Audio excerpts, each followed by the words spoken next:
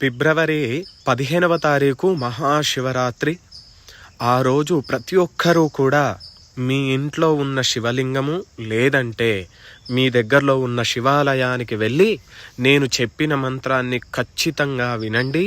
వీలైతే నేర్చుకుని ఆ రోజు మీ దగ్గరలో ఉన్న శివాలయంలో కానీ మీ ఇంట్లో కానీ ఆ మంత్రాన్ని చదవండి. ఖచ్చితంగా మీకు శివునికి రుద్రాభిషేకం చేసిన ఫలితం అనేది మీకు వస్తుంది.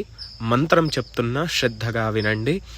హర హర హర నమః సోమాయ చ రుద్రాయ చ నమస్తామ్రాయ చ అరుణాయ చ నమః శంగాయ చ పశుపతయే చ నమః ఉగ్రాయ చ భీమాయ చ నమో అగ్రే వదాయ చ దూరే వదాయ చ నమో హంత్రే చ హనీయసే చ నమో వృక్షేభ్యో హరికేశేభ్యో నమస్తారాయ నమః శంభవే చ మయోభవే చ నమః శంకరాయ చ మయస్కరాయ చ నమః శివ